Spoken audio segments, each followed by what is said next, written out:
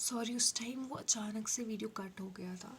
Let's begin with structural representation of organic compounds, next part. And अगर आप आए हैं तो डेफिनेटली आप visited liked my first video. Okay, thank you for that. So let's begin. तो मैंने जैसा कहा कि इथेन, इथीन, इथाइन, मिथेनॉल के मॉलिक्यूल्स के स्ट्रक्चर को आपको नाम देना है.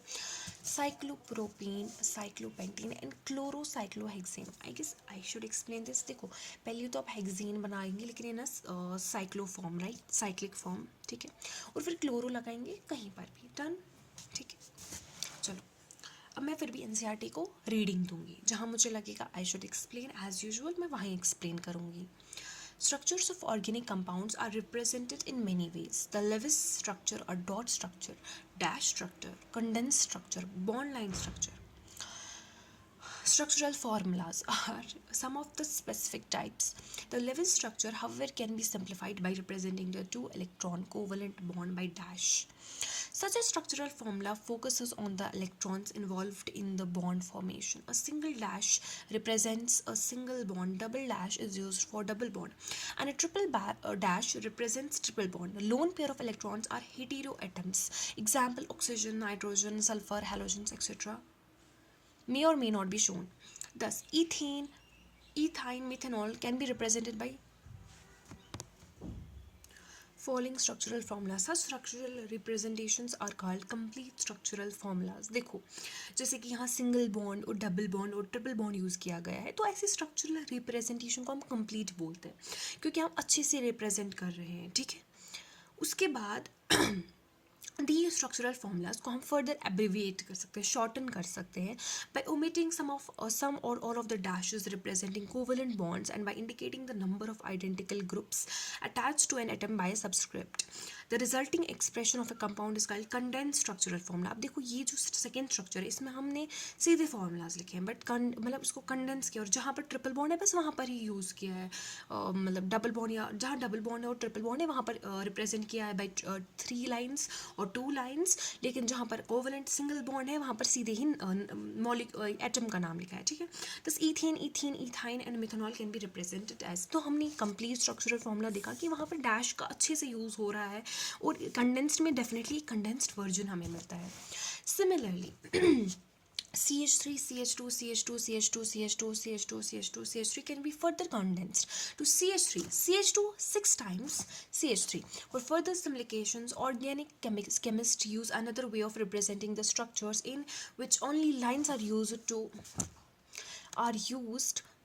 in this bond line structural representation of organic compounds. Carbon and hydrogen atoms are not shown, and the liners representing carbon-carbon bonds are drawn in zigzag fashion. देखो, अब तुम बोलोगी मैम लेकिन मसला है मैम, आपने तो बोला कि कि जो कंप्लीट स्ट्रक्चरल फॉर्मूला है वहाँ पर सिर्फ लाइंस यूज़ करते हैं, बट यहाँ तो बोल रहा है कि बॉन्ड लाइन में लाइंस. देखो बच्चा फ़र्क ये है, मैं क्या बच्चा बोलूँ, मैं खुद एक स्टूडेंट हूँ, let it be.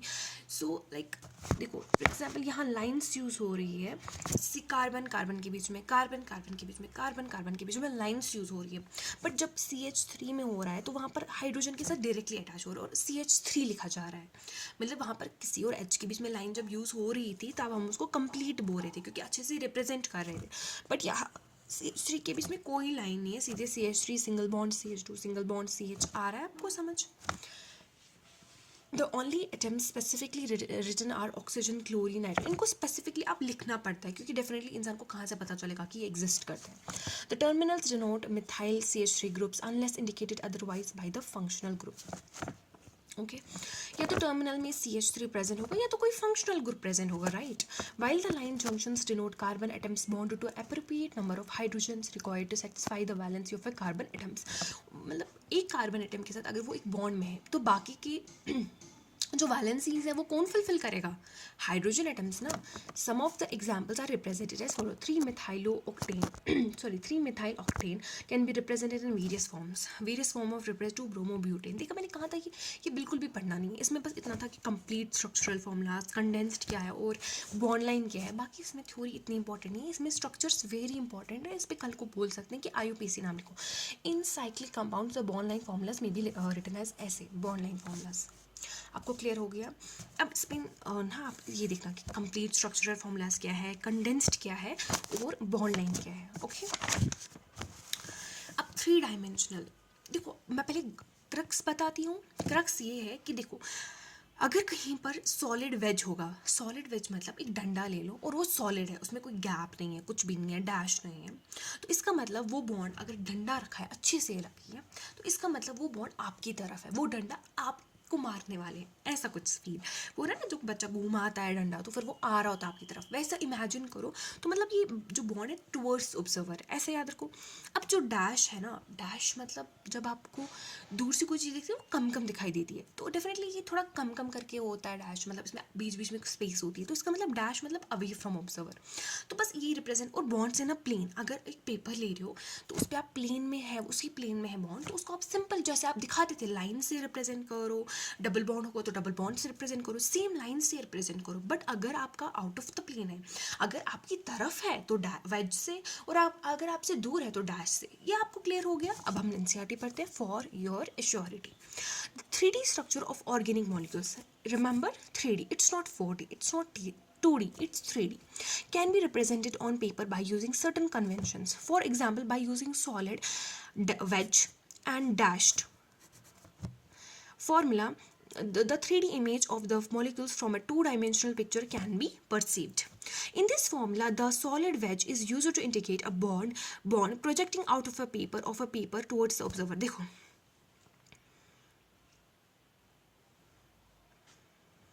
okay, the dashed wedge is used to detect the bond projecting out of the paper and away from observer. ये बोल रहा है कि अगर आप wedge से रिप्रेजेंट कर रहे हो किसी बॉन्ड को तो डेफिनेटली वो पेपर से तो बाहर होगा लेकिन आपकी तरफ होगा। बट अगर आप डैश से रिप्रेजेंट कर रहे हो वो पेपर से तो बाहर होगा लेकिन आपसे दूर होगा। Wedge are shown in such a way that the broad end of the wedges are shown in such a way that the broad end of the wedge is towards the observer. The bond lying in a plane of a paper are detected by a normal line. जैसे कि मैंने आपको बोला 3D representation of methane molecules on paper has been shown. Done. Done done done done done done. अब देखो molecular models पे देखो, आप इस पे स्ट्रक्चर देखो, framework model, ball and stick model, stick है और बॉल है, और स्पेस फिलिंग मॉडल। आप इसका स्ट्रक्चर अच्छे से देख लेना, नज़र देंगे बस। उसके बाद हम जाते हैं नेक्स्ट टॉपिक पे, क्लासिफिकेशन ऑफ ऑर्गेनिक कंपाउंड्स। बहुत बड़ा टॉपिक है यार। Okay, let's do it, we have to do it. Classification of organic compounds. The existing large number of organic compounds and their ever increasing numbers has made it necessary to classify them on the basis of their structure. Organic compounds are broadly classified as follows. Organic compounds ये cyclic होंगे, मतलब open chain यार, और cyclic होंगे तो पता ही है क्या है साइक्लिक। रिंग कंपाउंड्स, अब रिंग जो हो सकती है एरोमेटिक भी हो सकती है, नॉन एरोमेटिक हो सकती है। अगर एरोमेटिक है तो बेंजीन भी हो सकती है, नॉन बेंजीन भी हो सकती है, और हेटेरोसाइक्लिक भी हो सकती है। अगर नॉन एरोमेटिक है तब होमोसाइक्लिक भी हो सकती है और हेटेरोसाइक्लिक भी हो सकती है। क्लियर? फिर से समझाती हूँ। ऑर्गेनिक कंपाउंड्स क्या हो सकता है, या तो सिंपल स्ट्रेट है, या तो हाँ साइक्लिक है, रिंग कंपाउंड्स है, ठीक है। या तो पहले को बोलोगे आप ए साइक्लिक और दूसरे को बोलोगे cyclic. Clear? Open chain compounds या क्लोज चेन कंपाउंड्स। देखो, ए साइक्लिक मतलब ओपन चेन, साइक्लिक मतलब क्लोज चेन। अब साइक्लिक के ना एरोमेटिक है, और दूसरा सुनो अच्छे से सुनना, एलिसाइक्लिक, ओके, मतलब कि नॉन एरोमेटिक। अब जो एरोमेटिक है या तो वो बेंजीनोइड होंगे, नॉन बेंजीनोइड होंगे, और हेटेरोसाइक्लिक। अब जो एलिसाइक्लिक है जिनको आप नॉन एरोमेटिक बोलते हो, ठीक है, नॉन एरोमेटिक बोलते हो, या तो वो होमोसाइक्लिक होंगे या तो हेटेरोसाइक्लिक होंगे, ठीक है, दोनों ही नॉन एरोमेटिक है। ये बात क्लियर हो गई? ओके, तो नेक्स्ट ऑडियो में definitely we are going to cover alicyclic, और इनको हम एक्सप्लेन करेंगे। Okay, thank you.